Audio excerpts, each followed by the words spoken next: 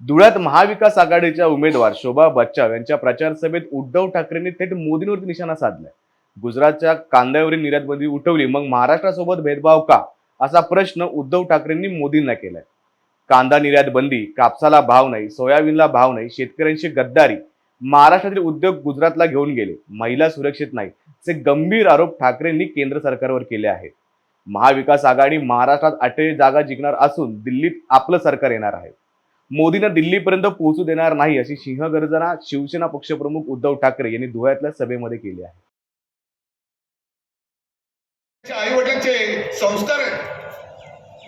मोदीजींच्या व्यासपीठावरती ते बोलले बहीण भावाच्या नात्याबद्दल. मी ते शब्द उच्चारू सुद्धा शकत नाही, एवढ्या बिभत्सपणाने आणि विकृतपणाने मनगट्टीवर बसले तिकडे आमचे सांस्कृतिक मंत्री. ही संस्कृती महाराष्ट्राची.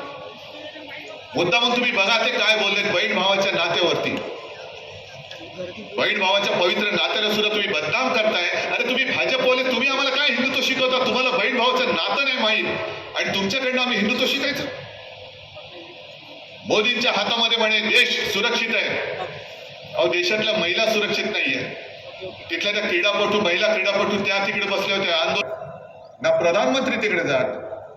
आणि आता काल परवाकडे घडलेली घटना आहे ती कर्नाटकमध्ये. बघितलं का तुम्ही व्हिडिओ? काय नाव? मोदींनी जाहीर सभेत सांगितलं या रेवंडाला मत म्हणजे मला मत. मग त्यांनी केलेले गुन्हे हे तुमच्या माथी मारायचे की नाही मारायचे? मारले पाहिजेत ना. पण तो रेवंडा आज फरार झालेला आहे. म्हणजे इकडे साध्या साध्या शिवसैनिकांच्या घरी, काँग्रेस कार्यकर्त्याच्या घरी, राष्ट्रवादीच्या कार्यकर्त्याच्या घरी तुम्ही रात्री अपरात्री पोलीस पाठवता. अजूनही दमदाटी सुरू आहे. एक तर भाजपात आहे, मिंद्याकडे जा, नाही तर तुरुंगात जा. अरे 4 जून पर्यंत थांबा जरा. 5 जून जेव्हा उजाडेल तेव्हा आमचं सरकार तिकडे दिल्लीत आलेलं असेल. मग तुम्ही कोणत्याही बिळात लपा. अगदी सुरतच्या बिळामध्ये जरी लपलात तर ती बिळं खळून काढून तुमच्या शेपट्यात धरून तुम्हाला आम्ही उलट लटकल्याशिवाय राहणार नाही. मोदी सरकार तर येत नाहीच. हे बुरसटलेलं सरकार, थापेबाज सरकार परत येत नाही, येऊ द्यायचं नाही.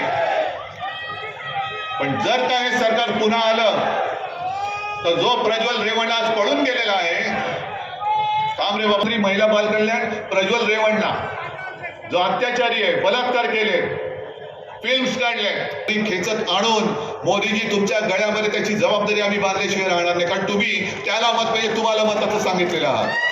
सरकार येणार म्हणजे येणारच.